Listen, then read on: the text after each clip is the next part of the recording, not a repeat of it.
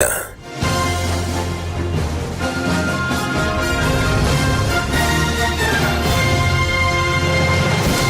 Story is always brought to you by Vodafone. Pressure is tonight mounting on the governing New Patriotic Party from within its own ranks and from civil society for it to fish out and punish aspirants accused of splashing cash to buy votes at the just ended presidential primary. Some MPP delegates were caught on tape admitting to taking cash or missing out on what was being shared by some of the aspirants. Listen.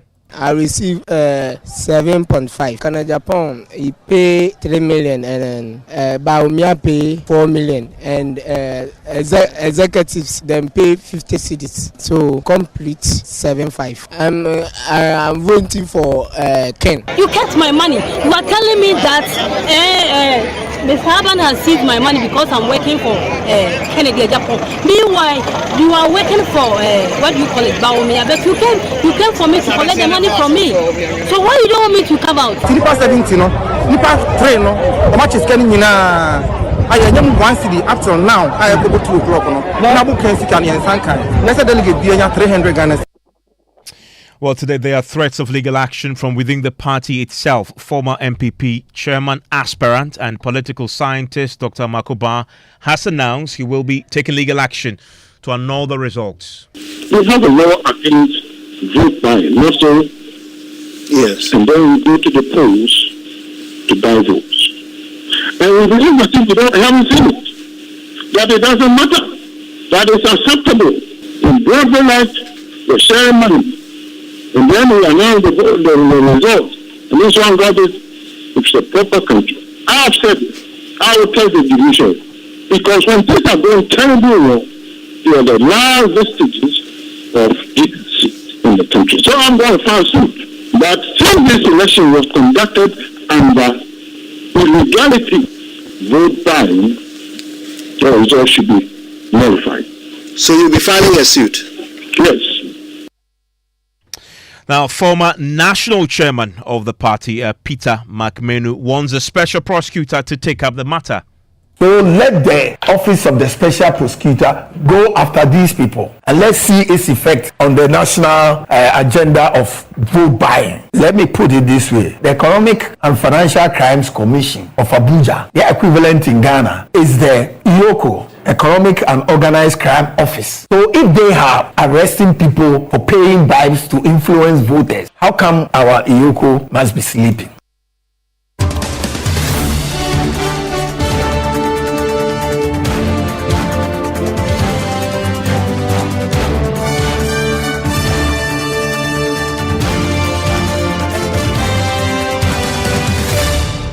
So can the OSP look into this matter? I want to bring in Mary Ada, who of course heads the Ghana Integrity Initiative. Also joining me is Haruna Mohammed, is the Deputy General Secretary of the MPP. We'll be joined by Samson Ladayinini, who's a lawyer and joins us right now. He's read the OSP Act in full. Samson, let me start with you very quickly on the suggestion made by McMenu. He says the OSP should look into this. Can the OSP do so? I think we have seen the OSP attempt to give us the impression that it may be able to do so. But there's a big hurdle that the OSP will have to cross if it's capable of doing so. So if you watch the last time the assembly elections, an assembly member, I've forgotten the specific area, the OSP is actually currently prosecuting that for giving money, which constitutes an act of corruption for which the OSP is able to prosecute. But when you have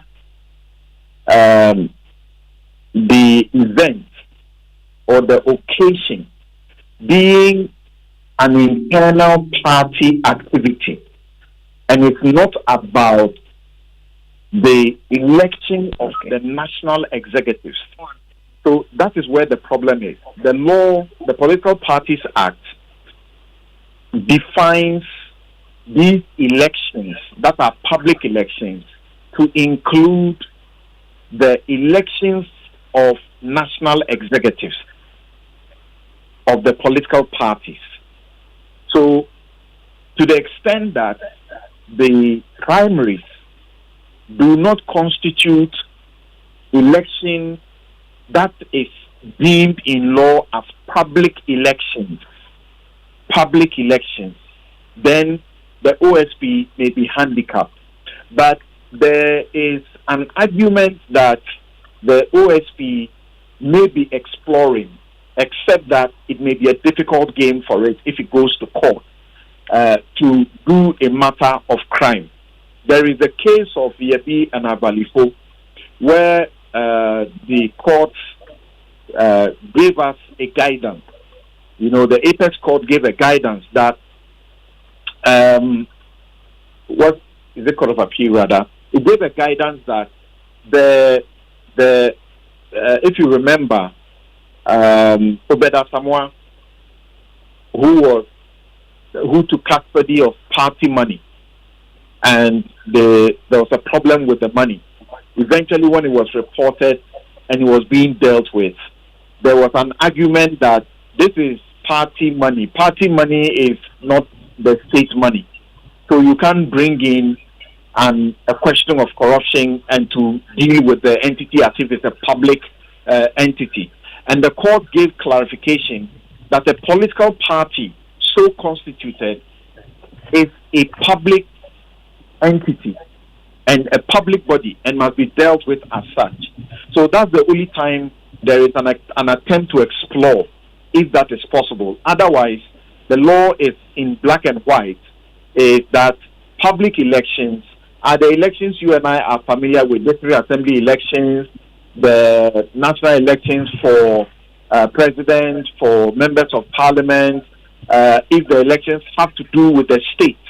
But when it has to do with the internal party organization, and it is not for the election of its executives, then it is not a public election, strictly so to speak. And that's the challenge. Yeah, and that obviously is a challenge that those asking for this action will have to face. I want to quickly bring in the Deputy General Secretary of the party. He is Haruna Mohammed. Mr. Mohammed, you've heard from one of your own, the former national chairman, Magmenu, saying OSP should probe this matter. You've heard from Makuba, who also aspired to the role of a chairman, who's saying he's going to test this in court.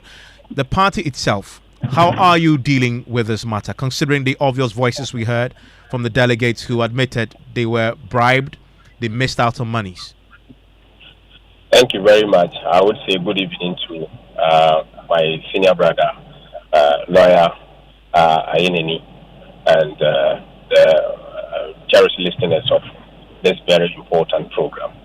I think that the foundation of the MPP is founded on the rule of law, and we would be very happy that this very important topic and challenge that has bedeviled Ghanaian politics, even in Africa, to be tested in the law court for us to see how this matter is going to be very much handled.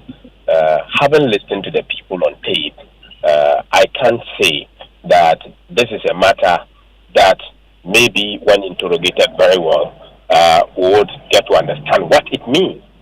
But to say whether it was to buy their conscience or whatever, this has not been publicly stated by persons who are heard on tape that these monies were given to them because they were to buy their conscience.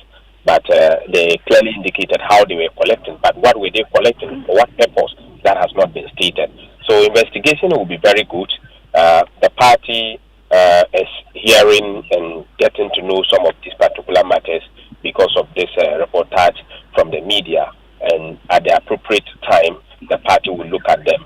If there are sanctions to be given, that will be fine. But I also support the fact that this matter should be investigated. And looking at the grey areas as stated by lawyer Ayenini, I'm very, very skeptical to see that. Why not test the law? I think that we should test the law and get to know whatever that is proper. I think that is good. So, do I hear you saying categorically that the party will investigate it at your own level? If this matters, we are getting to know these matters, and I think that this will be brought to the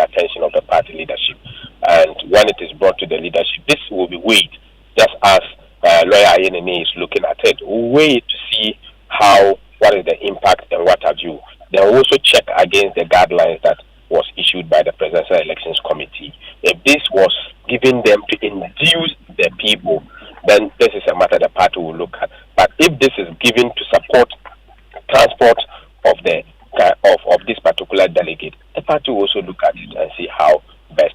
You remember in that particular audio or tape or video, they've mentioned that the party has given them 50 cities. We give transport. So if this is in line with what the people is given to support their transportation, what obviously do you need a party to do? But this is a matter that we all encourage. If it is testable in court, let's do that, and then we establish the fact that this party is founded on the rule of law. Okay, and just for clarity, you say if this matter is brought to the party's attention, it's already out in the public domain. Is the party waiting for some complaint, a formal complaint to be submitted, or you're going to take it up yourselves? That's what I'm saying. The party is also viewing it, and as you have called me in, yesterday the General Secretary also saw that particular video, and then there was some sort of verification. We need to verify and to get to know whether these people are actually delegates, whether these people, what they are saying is in contrary or sharp contrary with what the party directive is. Then this is something that the party could also consider in terms of investigating, if it is worthy of investigating. Haruna Mohammed, stay with me. Let me bring in Mary, who is the acting executive director of the Ghana Integrity Initiative. Mary, you had the party's deputy general secretary there. Happy with the party's plan to get to the bottom of this? Yeah, that's what I'm saying.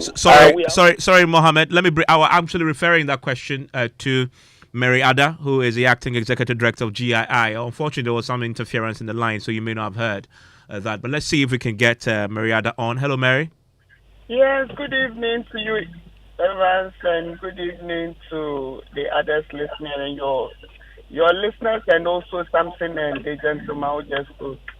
I believe that in these issues, one of the things that I have heard from the weekend till now is the fact that the party itself is getting worried about this, and for the former chairman to indicate that some of the behaviors that were put up must be necessarily investigated and the special prosecutor should take action is in the right direction. However, I also believe that these party officials must stop playing the ostrich, because most of them are aware that these are happenings which occur almost every cycle of elections, and we have spoken to these extensively. So it is gotten to a point where they need to show more to the citizens of Ghana that they are not countenancing some of these behaviors. And what he has said, you would listen to them and say they have said it well, but then they go on to do the same things. If the party is giving 50 CDs, then why would the same party say that the contestants can give TNT to the same people? And then they justify it by doing it so plainly and so openly. Then people who feel ownership of this then begin to make remarks that you cannot believe are being made in public spaces for everybody to hear, including the international community. This is very unfortunate. We've heard some justification and reaction from one of the camps accused or mentioned in that audio we just been playing from the delegates. Samuel Uku is a leading member of the Vice President, Dr. Bawumia's camp, and of course he's been elected the party's flag bearer now. He gave this explanation. The nomination forms of the aspirant, it is stated that you must be resourceful. Either you have the resources or you must be resourceful for you to be able to help us as a party.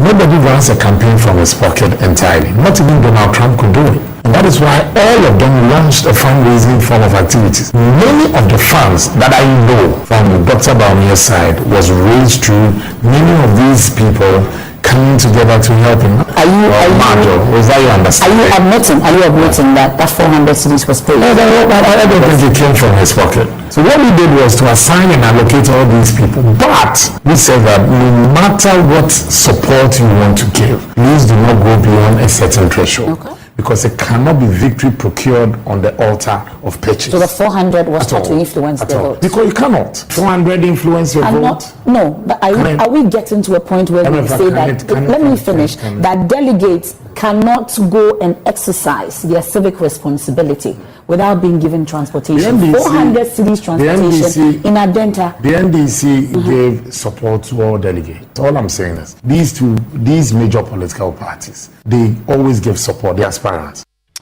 Mary, what do you make of that explanation? I think it's a very unfortunate statement made by a gentleman who has been in the political space for a long time. One of the things that he has said is that the party has certified that the contestants being resourceful means they should go out there and get money and come and then give to those who are going to be voting for them. I don't think that is the purpose of being resourceful. Maybe the party would have been speaking about. This is unfortunate. They should admit that it is not right, and let's proceed on getting some solutions to this issue instead of trying to justify it. It is wrong today, it is wrong tomorrow, and it will forever be wrong. And that is why the cost of elections is increasing and not decreasing. And that is the reason why we are seeing corruption as well increasing by the day, because people are justifying the increasing cost of election by doing a lot of things that should not be done. And we need to, as a people, if we want credibility in our elections, if we want to see that we are electing people based on their competencies and not how much they are giving to the electorate, then we need to pay attention to this. We want a democracy that is fair, that there is equity, that people who fit to be in these positions are the people we vote for. And we should not in any way try to justify this wrong conduct where citizens are also becoming very bold to then speak out that monies which were supposed to be given to them have not been given. Have you thought of it? Have you thought of how 400 Ghana cedis could be given in multiples of over 200,000 people? And if this is just for the party primaries, then you can imagine the 80 million people, what would go into it. We should begin to pay attention and stop behaving like we live in places where there is money dripping from the sky. Are we saying that those in the other countries who vote and do not pay, they do not vote for people? And just like MFA asks, are you saying that people will not want to vote for you if you do not give them money? We have monetized our election to such an extent that now we have tried as much as we can to ensure that we are justifying it and making sure that nobody says it is vote buying. It is vote buying today, it will be vote buying tomorrow, and it remains vote buying. And something, if you listen to the Samioku explanation there, it also comes down to the intention, is it not? I mean, his explanation boils down to the point that it was given to facilitate the movement of the delegates and also to feed them, not to buy votes necessarily. Would that be a challenge if this goes to court? Yes, so Evans, the law is very clear under treating and undue influence. Under treating, the law actually, it's so interesting. It says if you give the money, either you are paying wholly or in part the expenses. So you are not paying all the expense, part of the expenses. Of course, the motive for giving it is important. And the law actually says if you are even giving meat or drink, it's all part of, or entertainment, it's all part of what is prohibited, which someone can be taken to jail and also will be prohibited from voting about 5 years or 5 years after that. But I am saying that I suspect that on the basis of the judgment by the Supreme Court in 2000, in which the two police constables were accused of stealing NDC money, and yet the Supreme Court said that that is a public entity. Despite the limitation of the definition in the black and white law, the OSP may be able to make a case in the court by arresting these people and dealing with them. So let's for starters try it, even though for a period now there has been a campaign for amendment of the law to catch these situations directly, and not only national executive, regional executive and constituency executive elections, which are supervised by the Electoral Commission. Whilst we wait for any potential amendment to make it direct, we may be able to use the Supreme Court's decision of 2000 to make a case that this can be prosecuted as a matter of corruption. Something, thank you very much there. And I still have with me the Deputy General Secretary of the NPP, who obviously has said that the party is interested in looking into this and investigating it. And tell me, Mr. Mohammed, the party gave 50 cities to the delegates, and yet we've heard others also contributed. If you listen to the explanation given by Samuel Wuku, and that the party has asked them to be resourceful in their campaigns, you are the Deputy General Secretary. You set the rules. Does that conform with the rules that you set? Thank you, Evans. First and foremost, I want to correct one impression that Madam Mary had said. The party did not ask anybody to top up any money. But we all know these candidates they have their mind on their own. And if they decide to support voters or delegates with transport, you can't obviously tell them that don't do so. If it is that they are buying their conscience, and then this is clearly reported, the party is very much interested in investigating and punishing crime. And I think that it is good that I've heard one person says he's going to test this one in the law court. I think that if it is done, I think that the MPP tries on the rule of law, and that is what we all call for. So candidates going ahead to support people with travel and transport can't definitely be stopped by the party. Because that they are doing it in their own will, their own evolution. And if this is justifiable in court, then I think that we all pick it out from there. But the party has not sanctioned that we have given 50 cities. Mr. So should go and give this. We have not sanctioned such a thing. But we have not also said that if you have to support somebody with transport, don't do so. The party hasn't said so. And it is not the position of the party that we have asked that this be done. And I think that this is an opinion that if you say that this is vote by, that is your opinion. It's not conclusive enough unless this is justified by a competent court of jurisdiction. So it is the opinion of the accused, and that's where it will stay. Okay, Mustafa, thank you very much. Stay with me. I've just been joined by Mustafa Gbande. Haruna Mohammed is still with me. Mustafa Gbande is the Deputy General Secretary of the NDC. And Mustafa, thanks. I'm just curious here. The NDC, have you called to congratulate the elected presidential candidate, if you like, flag bearer of the MPP just yet? Thank you very much, and good evening to your listeners. MPP and Dr. Mahmoud Bawumia does not deserve a congratulation from Ghanaians. They are wanted people as far as promises to Ghanaians are concerned. Dr. Mahmoud Bawumia is a repackaged, reinvented ambition of President Akufo-Addo. You cannot separate liabilities of Nana-Addo from Dr. Mahmoud Bawumia. Whatever things Bawumia or Akufo-Addo did, Bawumia is jointly a beneficiary and severally jointly also liable for the things that Akufo-Addo did wrong against Ghanaians. And so they do not deserve, as far as the liabilities and the deficits are concerned in terms of our development and economic stability.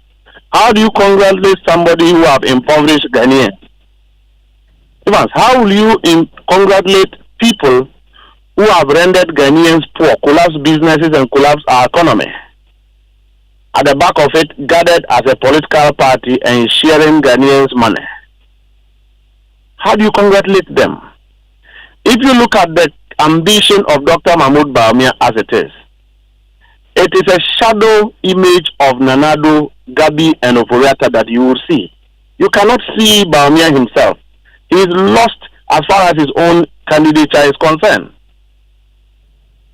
And so, because constitutionally, Nanado is barred from coming for the third time, he has gone to reinvent and rebranded himself through Dr. Mahmoud Bawumia. So any vote, single vote for Mahmoud Bawumia is Nanado and Oforiatta's vote. And this is in spite of the man himself saying on stage that he's going to be his own man. The NDC, from what you're saying, is shaking in his boots because Bawumia has been elected. No, we are not worried because we are only happy that Bawumia is a reflective image of Nana Akufo-Addo, and that whatever Akufo-Addo did against Ghanaians, Bawumia would have to answer for that. All the social contracts that have turned out to be fraud. 1 district, 1 factory, 1 village, 1 dam, 1 million, 1 per constituency, 1 children, 1 student, 1 laptop, 1 student, 1 account. All these fraudulent promises, Bawumia will have to answer for, and so we are not worried.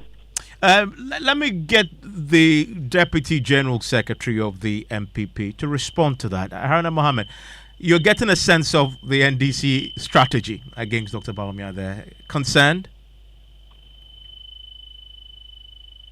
Hello, Mr. Mohammed. Okay, we'll get him back to get a sense from him on this because now we know the message is very clear from what the NDC is articulating there. And Mustafa Gbande, whilst I still have you on the line, you are indicating clearly that you want to visit the so-called sins of Nanado on Dr. Bawumia. Well, some may say that if that's the case, then your own candidate has his own sins because he's also been there before and had the whole one term to his name. And that's also where the NPP will go. Yes, that is okay. So we would have that conversation very dispassionately. But what is also visible is that 38% of hardcore dying MPP members have rejected their own vice president, rejected the influence of the whole government machinery behind one political party. Kennedy came without a background. 38% of MPP people followed Kennedy and rejected Dr. Mahmoud Bawumia. Of course, we are going to have to upload all the campaign messages of all the 10 aspirants of the MPP and we'll distribute for Ghanaians to listen, not the NDC saying, MPP people, what are their own government? People will hear for themselves, the corruption allegations, all of these things we are going to have to play. Now, Ashanti region is the headquarters of the MPP. Their candidate got 55% from their headquarters. That is not worrying to the MPP. Stay on. Let me bring in Haruna Mohammed now, who's joined in. Mr. Mohammed, you're getting a sense of the NDC strategy and the message that they will be couching against Dr. Bawumia. Concerned? Evans, it's very laughable. You see, a party like the MPP, which is a liberal party, that has given opportunity to people to compete with a sitting vice president, that an NDC party that has always drove away everybody that comes along to contest with Mr. Mahama. Let me tell you, Mr. Mahama contested with Mr. No. Do you remember? Kennedy got 71,000, right? With people, he contested with the and got 71,000. Mr. Mahama contested with Mr. No, and Mr. No got over 60,000. My brother, Mustafa, if you had to go on that tangent, your candidate would rather lose. Because he contested with No. No has no certificate.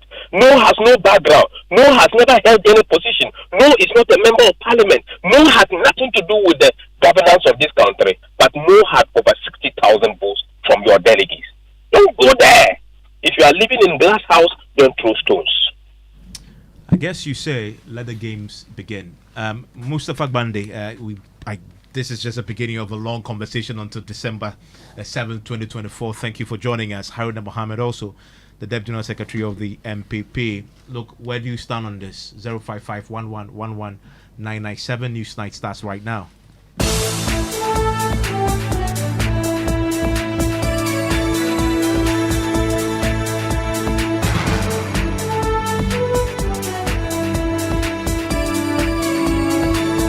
Live on Joy 99.7 FM here in Accra and Kumasi on Love 99.5 FM. This is News Night. In the next 60 minutes.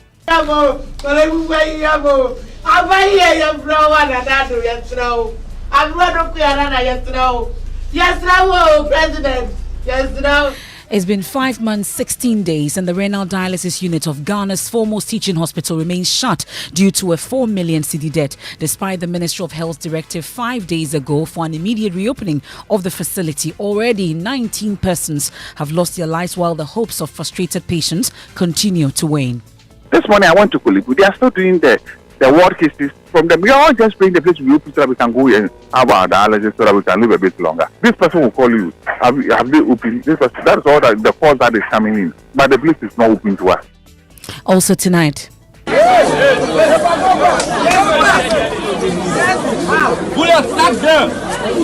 Sounds from moments just before the bodies of 2 young boys believed to be students of Ada Senior High School were pulled out of the Volta River after they allegedly drowned. We'll hear from the assemblyman for the Kudragbe electoral area who described the situation as odd.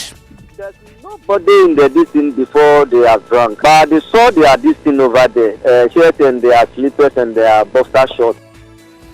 Meanwhile, many residents, including the Adan school, are without water for almost a week as acute water shortage hits part of the area. About 5 to 6 days now, in Adan here, the pipe has been locked, so there's no water is flowing up to today. Also tonight, health officials are reporting alarming health concerns among residents in communities whose source of water has been polluted by illegal mining. Some of them came here with frequent urinating and also burning sensation when they are urinating. That's coming up in the second part of our latest hotline documentary, Poisoned for Gold. In business, MTN subscriber numbers witnessed some significant drop after they disconnected almost 5 million users under the SIM registration program. And in sports, Asante Kotoko head coach calls for calm and continued support for the players after the team was booed for being winless in 4 games. And much later, a guard of honor for Vice President Dr. Mahmoud Bawumia by presidential staffers to celebrate his election as flag bearer for the governing New Patriotic Party. That and more in tonight's edition of Newsnight. You all to join us with your thoughts and comments via WhatsApp 055-1111-997. We are live on X Spaces. We're on Facebook. You can leave your comment there with the hashtag Newsnight. I am Emefa Apau. And my name is Evans Mensah. Details after this.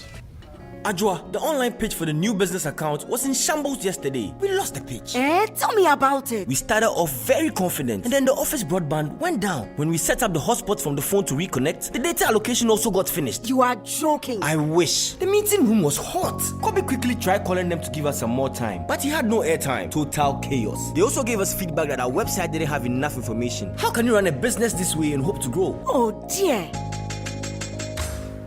Your business communication can be way better than this. Vodafone One Business is a complete communications package that gives you broadband with data transfer to mobile phones, mobile package with free calls among employees, landline with free calls and website design plus domain name registration. At Vodafone Business, we understand that strong connections within your business lead to success. Call 050-777-9000 or sign up by sending an email to sme@vodafone.com. Vodafone, further together. Ready? Let's go. We are going to bring some savannah. Everyone is dancing, everyone is singing, because everyone is painting with Savannah. Savannah paints from Azar are affordable enough for everybody to fulfill their paint needs. Paint more, pay less. Savannah paint, we all go paint some. We all go paint some Savannah. We all go paint some. The exhibition of the voters register 2023 is here with us now. The Electoral Commission of Ghana will display the voters register for public inspection. The exhibition of the 2020 voters register and the 2023 provisional voters register is part of preparatory measures for the upcoming district level elections.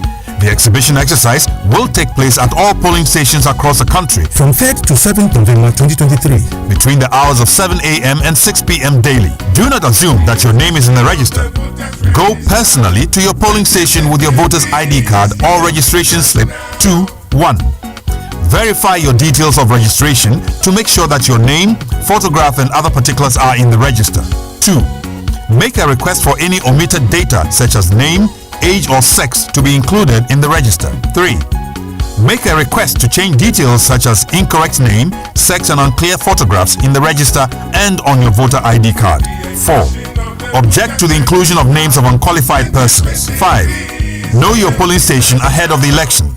And 6. Assist in deletion of names of deceased people from the register. In addition to the physical checking of details in the register, the EC will deploy a GFM messaging protocol which will enable registered voters conveniently access their registration details using their mobile phones. Very simple. Dial *713*81# and follow the prompts on all networks. Participate in the exhibition of the voters register to avoid disappointment and inconveniences on voting day. Your vote is your future. There is something that drives you. The very thought of it fuels you. And even when the road gets rocky, you keep going, just to get the results that matter. It could be about you. It could be the lives you touch. It could be about someone special or something dear to your heart. Such results leave a sweet lingering smile, a sense of fulfillment. That's why you work till late, yet rise with the sun. Yes, your drive knows no limit. Do it with Stanbic Bank, where we spur you on to get the results that matter.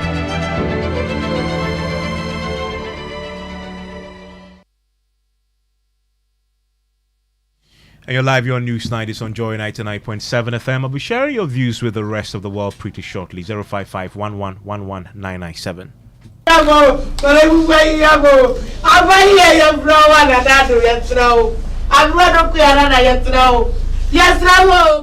And it's been 5 clear days since the announcement of a directive by the PRO of the Ministry of Health communicating the sector ministers and that directive to management of the Kolebu Teaching Hospital to immediately reopen the renal dialysis unit of Ghana's foremost hospital. We know that the facility has been shut since May 22, making it 5 months, 16 days today since the closure of the unit over a 4 million cedi debt. Well, the unit continues to serve only inpatients, despite an earlier indication the facility will be open today after meeting between the authorities and the ministry on Friday. Joy News pitched camp at the facility all day, awaiting the good news about the reopening, but unfortunately the facility remains shut with no official explanation. Workers at the facility who spoke to Joy News on condition of anonymity say there has not been any official communication from management directing them to accept outpatients. Attempts to get answers from the authorities of the hospital proved futile. However, investigations reveal that there is a plan in place to open the facility to OPD, but has not been implemented yet since the authorities have not given clearance for the announcement to be made. As it stands now, it is unclear when the unit will be opened, deepening the agony and despair of patients marking time to see the facility reopened. Now, this is what the president of the Renal Patients Association, Kojo Bafo Ahinkra, told us at midday. But the problem is, I'm so surprised Kolebu is now coming out to tell the minister what the situation is. Because there are a couple of times the minister has said that they are owing the company, Fizenos, some 4 million Ghana cedis. And I remember we even came to your studios with the presidential advisor on health, Dr. Nsian Sasari. And he also gave us a promise that they were going to pay that money. That is the challenge Kolebu is having. It's not anything. Until that money is paid, they cannot open. Until that money is paid, they can't open. Because the kind of consumables that they have there, if the unit should open to full scale for OPDs, we are normally about 250. Within a week or two, they will close the unit again. So I'm expecting the Kolebu CEO to put his feet and tell the minister the truth. This is my problem. I need to pay that money so that I can get more consumables. Then I can open the unit. People are dying. People are dying. That brings me to how your members are surviving. I know those who have the wherewithal are getting the attention from other hospitals, but how about those who can't afford it? You die. Bottom line, you die. Since from May up to now, we've lost 19 people. We've lost 19 people. That was the last time I've not even checked if they've lost other people again. People are dying. If you don't have money to go and afford it somewhere, you wait for your fate. So I was even saying that, then I'll beg the doctors, they should find a way of killing all of us peacefully. Because very soon, some of us, we cannot even have money to go for the sessions again. What is all this? What is going on? 5 days since that directive, Evans, and still nothing. Earlier, the Ministry of Health agreed to speak to us, but in the last few minutes, they've declined. They said they are unable to join us. But let me bring in CDD fellow Kwame Sapon-Siedu.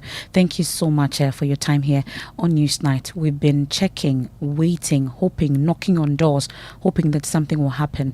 Nothing has changed. 5 days after that communication. Where do you stand on this? Well, thanks, Manifa. It's becoming painful and it's becoming exhausting.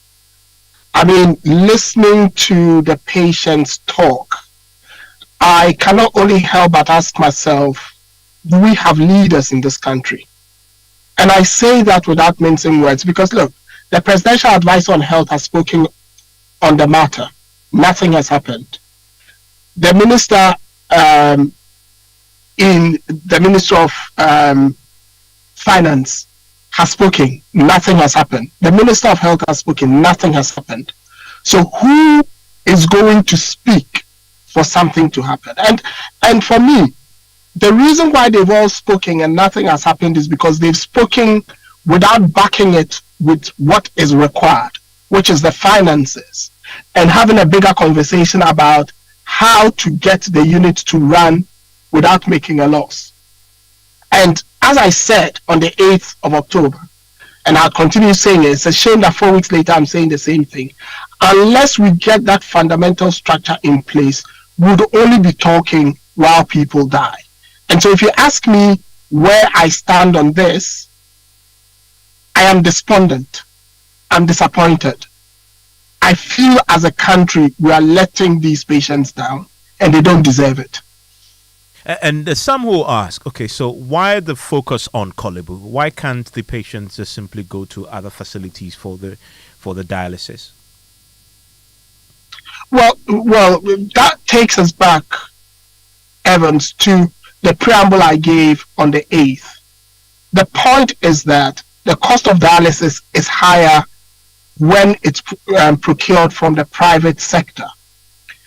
A lot of the patients, if we even use 400 cedis, you know that 95% of the patients, 95% of Ghanaians actually working are priced out of the dialysis market. And if you look globally at how dialysis is procured, no individual, even in the very advanced countries where their health insurance, can pay from their pockets on their own. It's a very, very expensive venture. So if you find yourself in a country where 70% of the working population earn less than 3,000 cedis, and you need about 85,000 cedis every year just to stay alive, then it doesn't make sense to say, why can't they go to other places, Evans? Because basically what you're telling them is to sign their death warrant. Even with the Kolebu rate, they are struggling. If you listen to some of the patients, they are struggling to be able to afford it. So to send them out is, for me, that is signing a death warrant. And I don't think any country should be doing that to a section of its citizenry. Thank you very much, Kwame Sapon-Siedu there. And listen, MFA, as you've heard, it says it's despondent. And you begin to understand why when you go to Parliament and actually listen to the Speaker direct last week that opened that facility. Come and brief us on the closure of the renal unit outpatient department and the upsurge of kidney-related problems in Ghana. I mean, the minister should come and tell us something. Almost everywhere, people are talking about the kidney-related problems. He should come and tell us if the NHIS issue can also be captured in relating to kidney-related issues. I mean, he should come and tell us and to the extent the whole nation. So that is my directives. And then we also heard from the leadership of the majority side. We heard from. We are fully associated myself with the call for the minister to be programmed to appear. That is something we cannot compromise on. He must appear. And especially in the matter about the lives of our citizenry, we can't take for granted. It can happen to any of us. And so I'm fully associated with that call. It's about the lives of our people. Whatever it takes, he must appear. We must program him to appear and to brief us. Immediately, the Kolebu Renal unit should be open immediately. And there are some other actions that have been taken. That is why I'm emphasizing the call. As we go, we need you to bless this call that the minister should be programmed to come and make this statement formally on the floor of Parliament. He can't sit in his ministry and engage the media and make this statement. He must come to the representative of the people and make this statement formally in the House.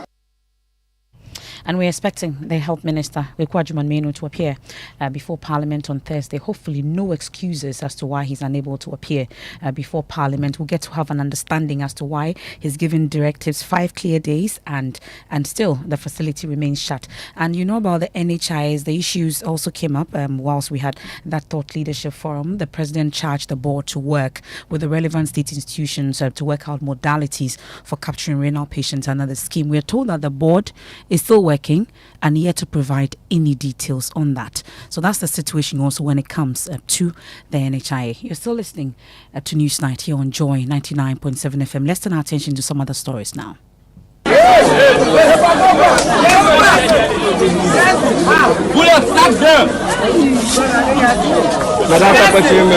And sounds there from moments just before the bodies of 2 young boys believed to be students of the Ada Senior High School were pulled out of the Volta River after they allegedly drowned.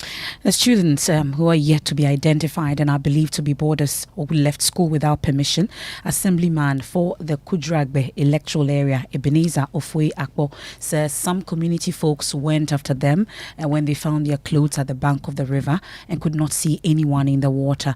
They later found their lifeless bodies floating on the river. My colleague Michael Ashale has been following the incident for us. He joins us in the studio with more. Michael, what have we gathered so far? So, for my interactions with the assembly member for the area where the bodies of the students were found, the school, I'm told, is a few meters from the scene. He says not meters, but kilometers from the scene. He says the students told other individuals that were in the area that they were going to wash their clothing at the riverside and would take their bath as well when they were done. However, minutes later, they could not find them. That is when they went after them and found their lifeless body floating on the river. Now, listen to the account of the assemblyman for the Kudragbe electoral area, Ebenezer Ofwe. He knew very well that certain guys from Adan school came to their house. They said that the pipe in the school have been locked, so they are coming to wash their things and bath before they return to the school. So it will be them. No, there's nobody in the distance before they have drunk. But they saw their distance over there. Their shirt and their slippers and their boxer shorts along the riverside. That's why they realized that maybe they are drunk and they went and called the unit committee chairman. Have you spoken to the school? Someone called the authorities on the school. So the headmistress and the teachers all came around and they went and reported to the police. So the policemen and the school authorities, they came for the body and sent it to the district hospital. Well, he's also been talking to you about the acute water shortage of water in the area. Yes, MFA. So he says the Adan area in itself has been without a drop of water in their pipes for almost a week. Now, so many people rather resorted to the riverside for some of their water needs. However, he would not readily link that to why the students were at the riverside. And just in about 5 to 6 days now, in Adan here, the pipe has been locked. So there's no water is flowing up to today that I'm speaking to you now. So they come from the school, according to what my unit committee chairman has told me yesterday, that the guy who came to him that said that they ran from the school to come and wash their things and bath before they return to their school. They say that they are boarders, they are not the day students. Is this something that happens often, that when there's shortage of water, students from the school come and take their bath by the riverside? No, at all. Only the day students, that because they are in their homes, they normally do these things. But for the boarders, I never met them at riverside before.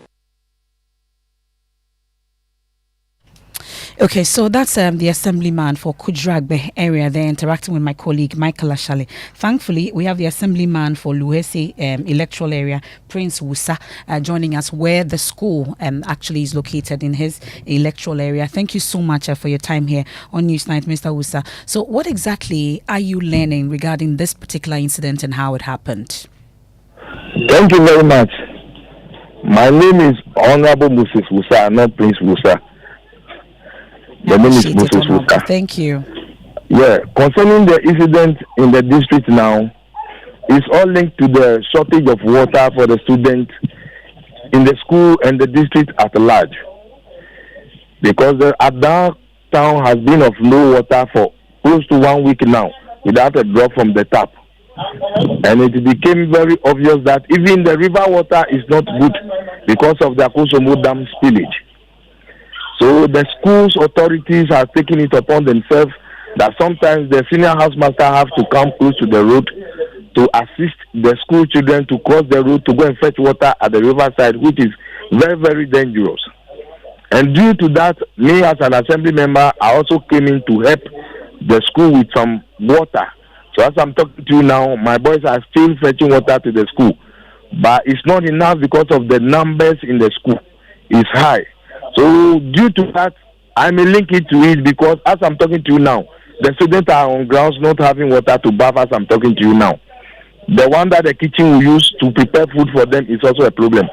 The one that they will drink, I've get an information, reliable source that someone has given them water 100 bags from the district assembly, which the school, the students are relying on it.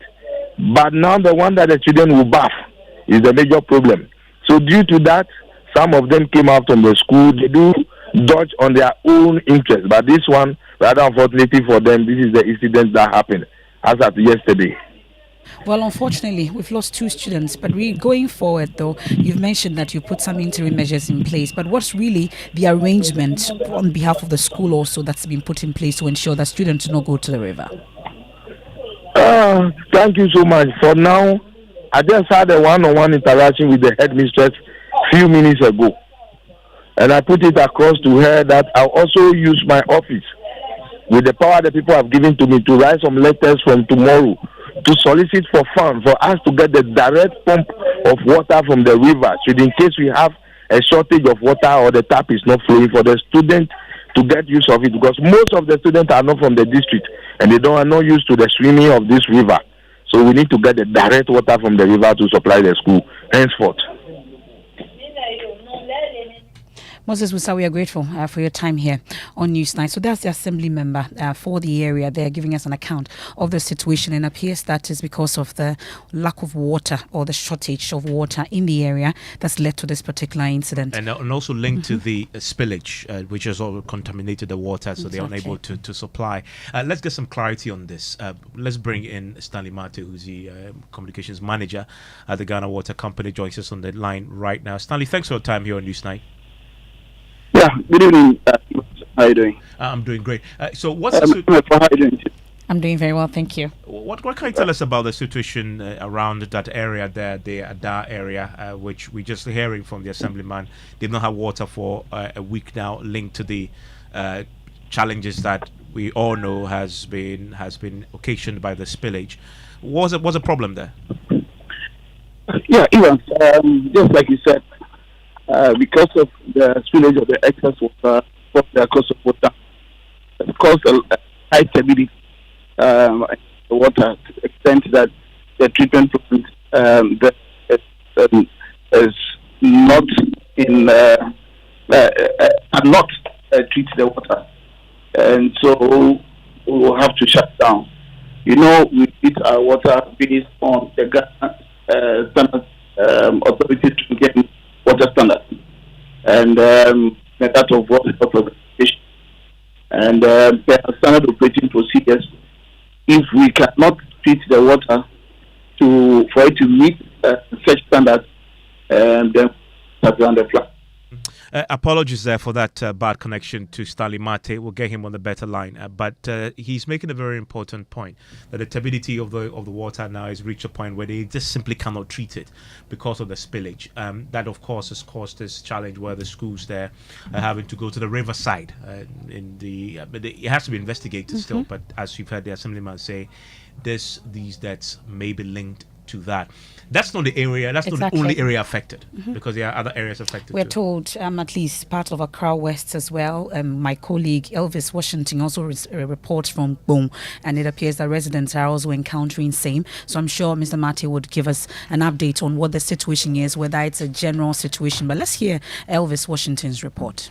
For over 5 months now, I think we have not been getting water supply here. Our pipelines are not working. So how do you get water?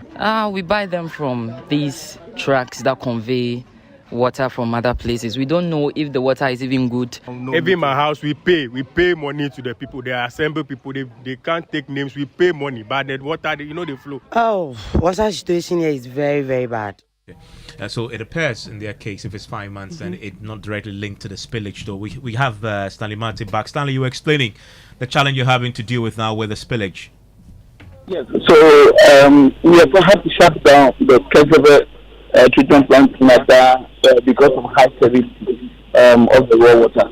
The treatment plant is unable to treat the water to meet the drinking water standards that we use. So we have to shut down the plant.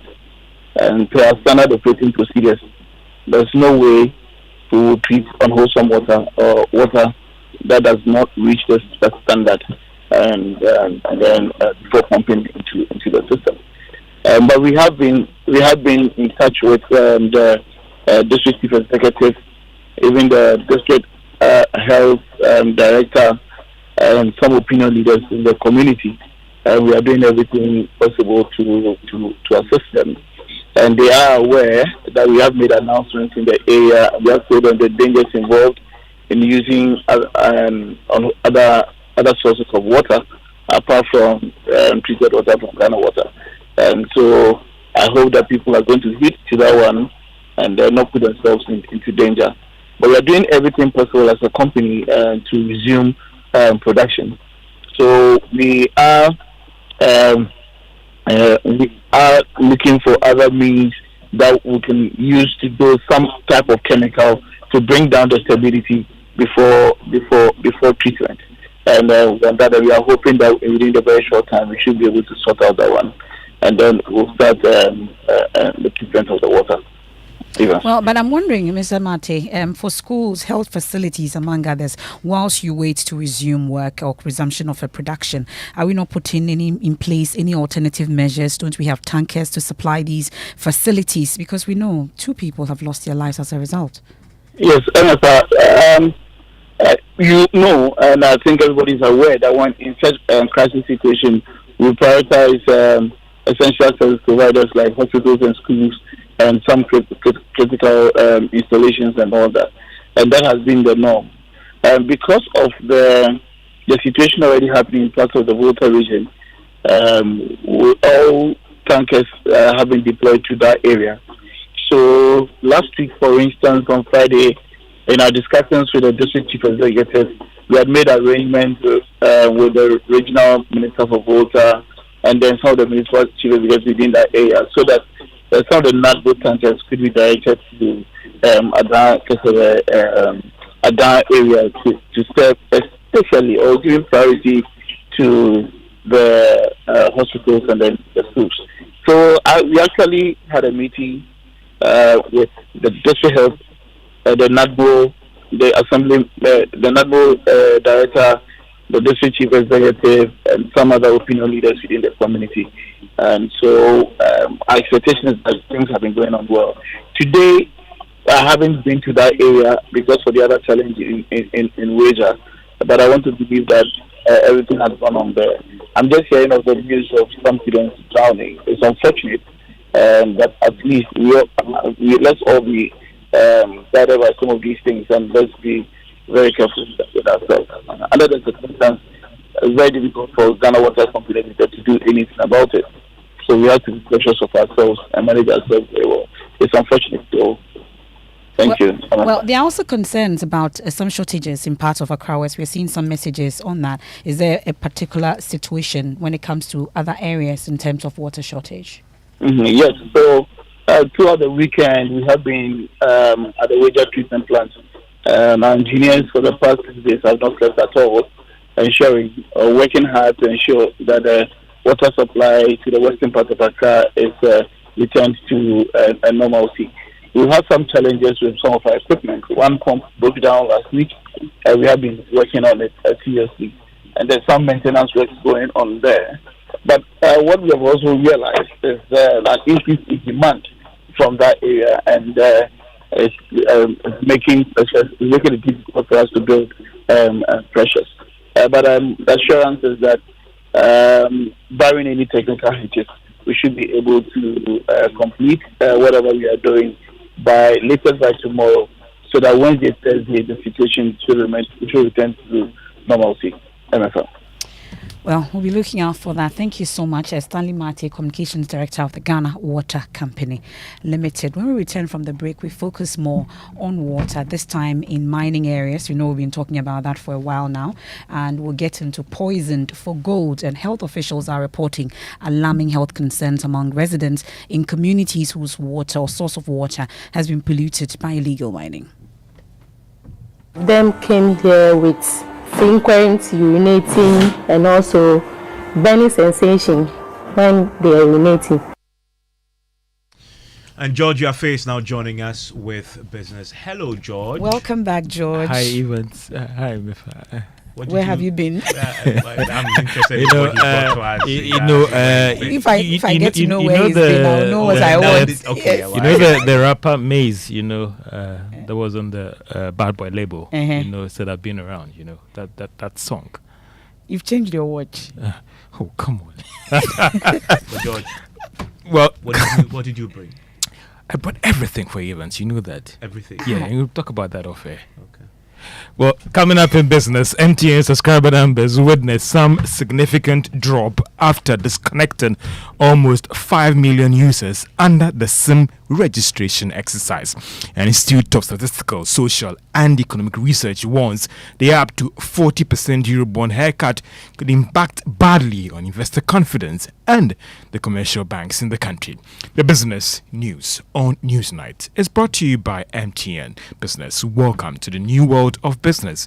Kingdom Books and Stationery, Syntax Tanks, and Pepsodent Herbal and Charcoal. Doing gets you learning. Learning starts you wondering. Wondering triggers thinking. Thinking becomes planning. Planning evolves to trying. After trying, you're succeeding, winning, owning. Now, doing that starts with outdoing your limits. Outdo them all with MTN. So, what are we doing today?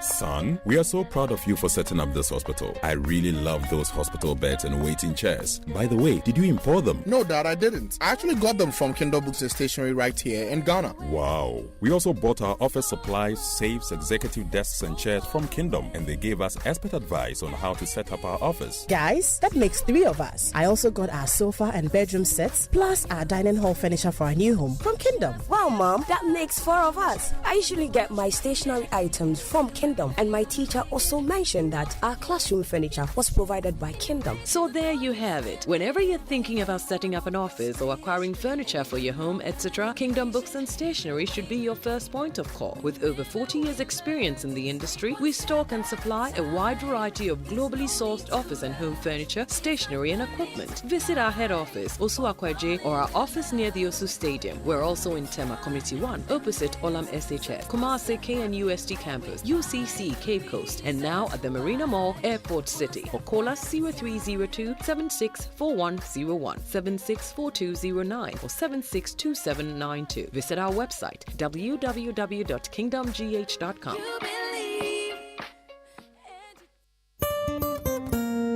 No matter your water needs, Syntex has it all. Syntex tank was first to introduce double layer tank, and now you can have as many layers as you want. Syntex tank was first to introduce white inner layer tanks in Ghana, and now introduces the customer specs order, which will let you order any color and size you want. Syntex tanks gives you the biggest warranty of 7 years, which no other tank gives you. So whatever your water consumption, size of project, or demand, choose Syntex tank. Syntex tank, stress-free. Syntex tank, reliable. Syntex tank, maximum guarantee. Call 0244 335 168, Kumasi 0505 555 666, or visit syntexgh.com.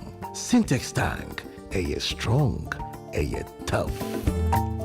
For over 10 years, Old Mutual has been touching lives in Ghana. Whether you're a trader or a student, an entrepreneur or an employer, or nearing your retirement, we have the right financial solutions tailored just for you. Contact Old Mutual on 030-7000-600 or visit our website on oldmutual.com.gh to learn more. And let's realize your financial freedom together. 10 years of greatness, here for a lifetime. Old Mutual, do great things every day.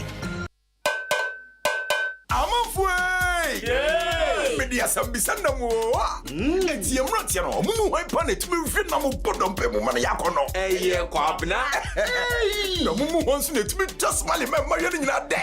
Eh, and the crow, cooperate to me, Podom, Pemman, so you super accident ever. I didn't abandon the Braille. Who see it in a mobile, now some man are wanting it. Sir, I need now could you soon use super accident Chaco. Then dear, a mouse, and we are crazy, fit of that. No, what you are sleeping, your mother feel you. Could you, sir? Yeah. Pepsodent Heba and a Pepsodent Charcoal. A baby, you're gonna natural. FDIJ Trading Katuyatu. The exhibition of the voters register 2023 is here with us now. The Electoral Commission of Ghana will display the voters register for public inspection. The exhibition of the 2020 Voters Register and the 2023 Provisional Voters Register is part of preparatory measures for the upcoming district-level elections. The exhibition exercise will take place at all polling stations across the country from 3rd to 7th November 2023 between the hours of 7 a.m. and 6 p.m. daily. Do not assume that your name is in the register. Go personally to your polling station with your voter's ID card or registration slip 2-1. Verify your details of registration to make sure that your name, photograph, and other particulars are in the register. 2. Make a request for any omitted data such as name, age, or sex to be included in the register. 3. Make a request to change details such as incorrect name, sex, and unclear photographs in the register and on your voter ID card. 4. Object to the inclusion of names of unqualified persons. 5. Know your polling station ahead of the election. And 6. Assist in deletion of names of deceased people from the register. In addition to the physical checking of details in the register, the EC will deploy a GSM messaging protocol which will enable registered voters conveniently access their registration details using their mobile phones. Very simple. Dial *713*81# and follow the prompts on all networks. Participate in the exhibition of the voters register to avoid disappointment and inconveniences on voting day. Your vote is your future. Welcome back to Business on Newsnight. Now, telecoms giant MTN witnessed some significant drop in the subscriber numbers as at the end of the third quarter of this year. This was after it disconnected almost 5 million subscribers ending September this year under the SIM registration exercise. There is more in this report. The update was captured in MTN's financial statement ending September this year. The report showed that the telecoms giant, in compliance with the National Communication Authority Directive, first blocked some 5.4 million SIMs that were not registered with the Ghana card as at 31st May 2023. MTN in the financial statement added that after the action, 600,000 moved to re-register, which brought down the number to almost 5 million. The development impacted on its subscriber numbers badly, resulting in more than 9% loss of its subscriber numbers to 25.8 million. MTN Ghana also in the statement stated that the SIM re-registration exercise has ended. It was, however, not all that bad news for MTN, as active mobile money users increased by more than 16% to reach 14.4 million. On the other hand, its data subscriber also went up by almost 3% to reach 14.5 million. Meanwhile, MTN Ghana says it's paid about 4 billion Ghana cedis in direct and indirect taxes to the state for the third quarter of this year. It also added that it has an investment worth almost 3 billion Ghana cedis in capital expenditure, which went to support some of its technical services. And that is a business desk report. Now, up to 40% proposed haircut for Eurobond holders could impact badly on investor confidence in the economy. Now, that's the one and comment from the Institute of Statistical, Social and Economic Research, that is ESET.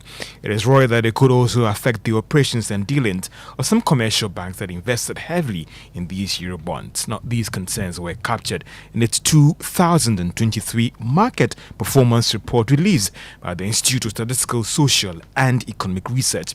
The Ghana Association of Banks has already told Joy Business that it is still early days yet to establish the impact of this proposed haircut on the operations. Now, Ghana is now receiving more technical assistance from the UK government rather than direct financial aid. It's coming after the country reviewed its support for Ghana post-Brexit and looking at the fact that Ghana is now a lower middle-income country. Papo Sonkoma is Ghana's High Commissioner to the UK and has been given more details about this deal and what it means for the country. Generally, almost all countries are cutting down on development assistance. And of course, for Ghana, we are talking about trade, not aid. Okay. So, in that respect, we are engaging the UK government for assistance to enable us trade more with them rather than handouts. So, it's not that generally aid is being reduced, but it's also being turned into trade support. But some will say that financial funding has been scaled back. That's a fact. For us in Ghana, I wouldn't say so. I mean, it depends on your priorities as a country. For us as a country, we are saying that yes, we need aid, but we need aid to enable us be more competitive. As Ghana's High Commissioner to the UK and Ireland, speaking to Joy Business in London. Now, British Airways has indicated that we could possibly witness some ticket price reduction from next year. Now, this is due to the fact that the airline is working to increase its Gatwick flights to 4 from 3 and even possibly introduce night flights from Heathrow, that is to Accra from London. It could cost you now about $2,000 for a return economy flight to London. Not Neil Alan Shenoff is the Chief Officer in charge of planning and strategy at British Airways, and he spoke to Joy Business in London. But, in just basic supply and demand, if the demand exceeds the supply, that tends to drive the price up. And so really the way as an airline to be able to lower prices and make those more affordable is really by adding supply. And so that was the motivation behind adding these additional frequencies. And so if you think of, again, supply and demand in a general market, if, I mentioned by next April we'll have 55% more seats. If you have 55% more seats that need to be sold, the way that you're going to sell them is ultimately you should see prices being lower. And often, like I said, the way that airlines work is if flights get really full, that's when prices tend to increase. If we have more seats, right, then there should be more seats out there for people to be able to access at lower fare buckets. Chief Officer in charge of planning and strategy at British Airways, Neil Anand Sheriff. Now, she, Kennick, and Toyota Ghana have organized a workshop to equip women and the public on some new tech associated with vehicles. According to the Sheikh Kennick, it is optimistic that for women to know the basic car maintenance and emerging technologies. Marketing manager Nana Fuasa believes that it will prevent vulnerabilities on the road. This workshop is to train young ladies and men about the basics of vehicle maintenance. Basics, very basic. So instead of being vulnerable on the highway, young lady, know how to change your tires yourself. That is good. Gentlemen, if you know why you have to use coolant instead of water, that is good. So this is just to share knowledge. But knowledge is power.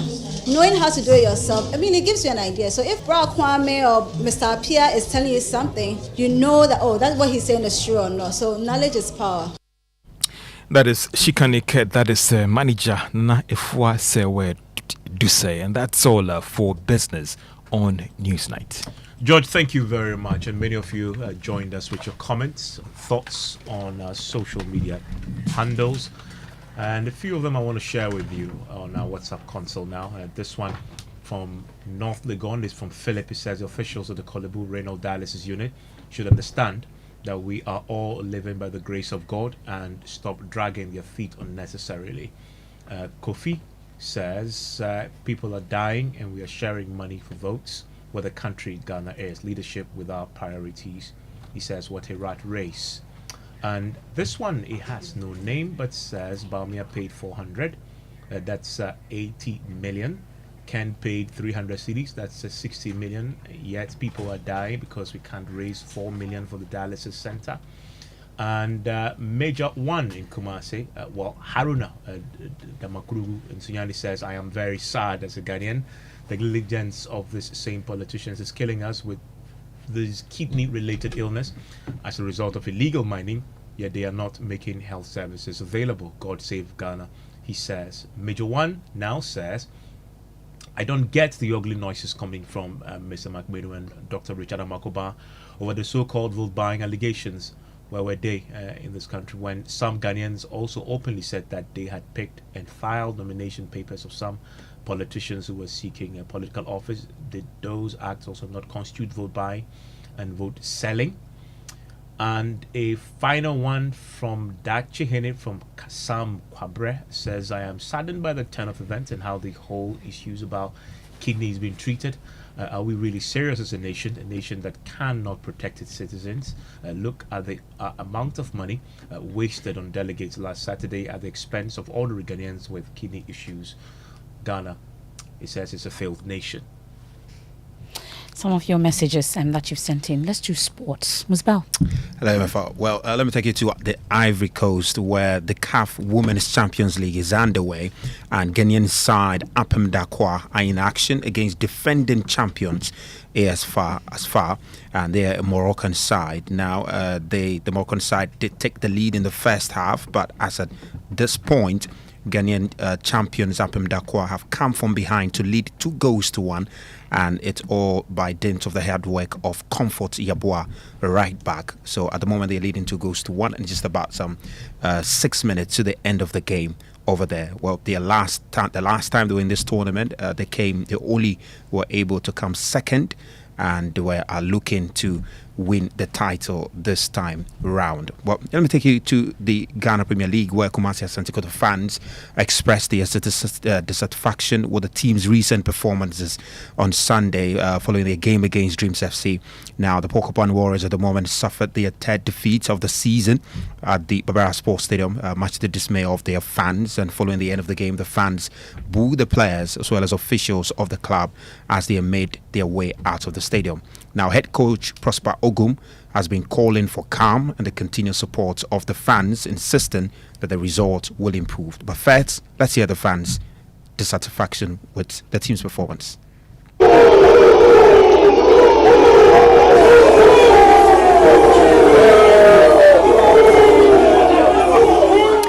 And now, Prosper Nate Ogum. You know, it's not good. Automatically, it's not good. You don't win, the feeling is bad, right? So that's it. You want to say something to the fans? Oh, I mean, it's a league. We are ongoing. They should still support the team. We work harder and make sure that we make them proud. Dr. Prosper Nata Ogum there, just calling for calm and hoping that things will turn around for Kumasi Asante Kotoko. The astounding game that took place at the Accra Sports Stadium earlier today was the game between Sonchama and Grey Olympics. Grey Olympics won that game 2-1, but the interesting update is that in the second half of that game, with about 30 minutes to go, the lights went off at the Accra Sports Stadium and the game had to be put on hold until the light returned. And as I speak to you, the game has ended and Grey Olympics won that game by 2-1. That's all for sports and is brought to you by Pepsodent Herbal and Jackal. Thank you very much, Musbao. And nothing surprises us anymore. But health officials are reporting alarming health concerns among residents in communities whose source of water has been polluted by illegal mining. Tests conducted by health officials also reviewed alarming levels of heavy metals in the rivers and water bodies, casting a shadow of uncertainty over the fate of these affected communities. In part 2 of our latest Hotline documentary titled Poison for Gold, put together by GJA Journalist of the Year, Erastus Asaridonko, reports that the rivers and water bodies that sustain communities for generations are now battlegrounds of destruction, ravaged by the devastating consequences of illegal mining. The milky brown color of the rivers and streams flowing across the country indicate suspended particles, including poisonous heavy metals. 2 years ago, residents of Ewusiejo in the Ahanta West district of the Western region were drinking the polluted water, but soon they started experiencing strange afflictions, as recounted by Theodora Yamwa, a nurse in charge of the town's CHIPS compound.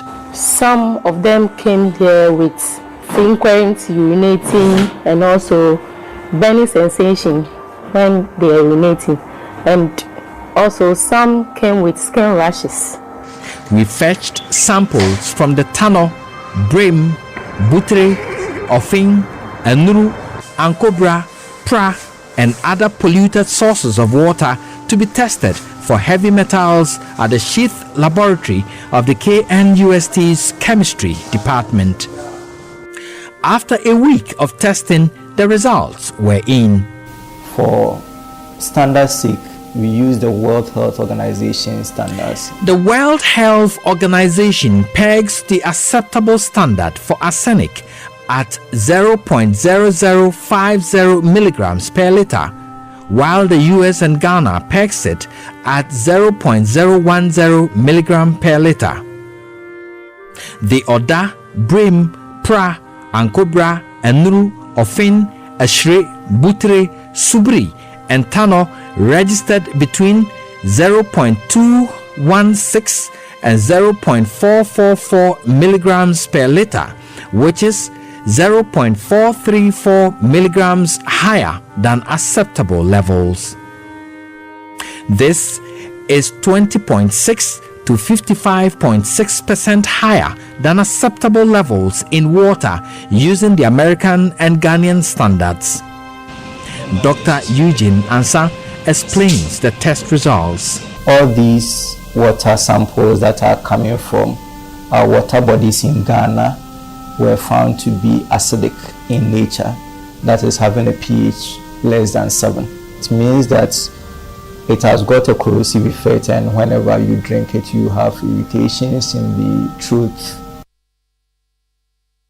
And you can catch that full documentary later tonight. It's at 8:30 on the Joy News channel. It's going to be across our many social media platforms also. So live your news night is on Joy 99.7 FM.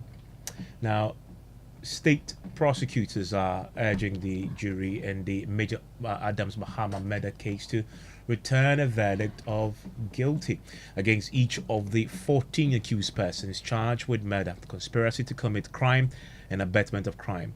Now, according to the state prosecutors, the actions by each of the 14 individuals showed clearly that they intended to kill him. Now, Richard Kudunyako has been to court today, and you can find the full report on myjoyonline.com.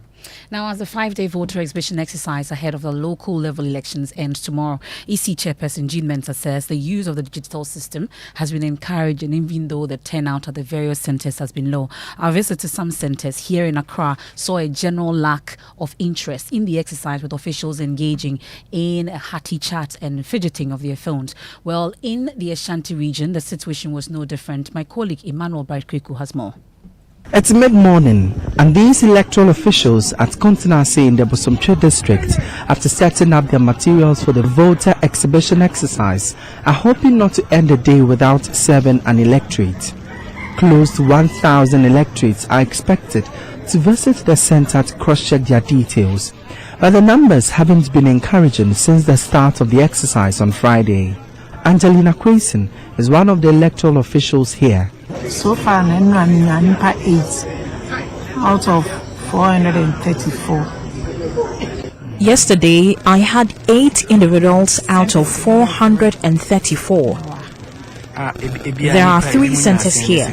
One official had 7. The other didn't get any. In the morning, we were here, nobody came. But we were here all morning, nobody came. It was in the afternoon that we had one person come around, and also in the evening. Time intervals, they mean I had the announcement on radio. Although announcements have been made to the public through the community's local information center, many failed to turn up at the center. According to the EC officials, many electorates believe their names are rightly included in the album owing to their participation in previous voting exercises.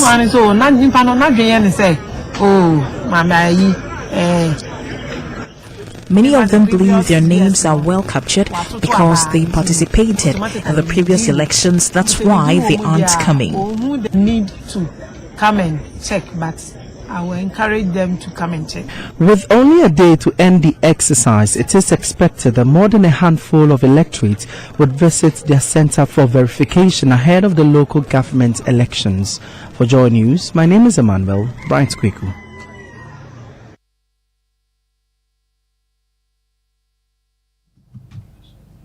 Well, so that's the situation. There's been reports also from the northern region, and we know that the situation is no different. Well, Madam Evans Mensah has been interacting with us on this, and for her, even though the centres had limited activities, the use of the digital systems by individuals to check their details has been impressive. You're still listening to News 90s on Joy 99.7 FM. And let's wrap up tonight with the major news in the last 48 hours. The election of Dr. Mahmoud Bawumia as the MPP's flag bearer for the 2024 elections. Guess what? The first working day of the week, he has been speaking already, and he's been talking about the blue economy. The Vice President says if giving the nod in 2024, he will pursue an agenda of environmental conservation, social equity, and economic growth in the bid to realize the potentials in the blue economy. He was speaking at the workshop organized by the University of Cape Coast to mark 10 years of the Center for Coastal Management today. Vice President Dr. Mahmoud Bawumia stressed that climate change is a critical global challenge, and it's positive to see that it is receiving attention on the global agenda, including Ghana. Climate change has the potential to affect countries around the world, regardless of their level of development, and its impact can be severe in terms of extreme weather events, rising sea levels, food security, and more. Promising to prioritize climate change in its political manifesto, Vice President Mahmoud Bawumia indicated this can be a significant step in recognizing the importance of climate action and sustainability. It is possible. Let us leave a legacy of a thriving, sustainable, and vibrant blue economy for generations to come. For all these reasons, the MPP manifesto and my leadership will have a strong, inclusive blue economy component. Well, Evans, earlier today, staffers and appointees of the Office of the Vice President honored him with a guard of honor, and we're told the presentation of a bouquet, amongst others, to congratulate him on his election as flag bearer of the governing New Patriotic Party. And that's how we end today's edition of News Night here on Joy 99.7 FM. That's my opinion with Nana and Sakwa is up next. Leadership Showdown is the topic. You want to stay? It has a ring of a certain kind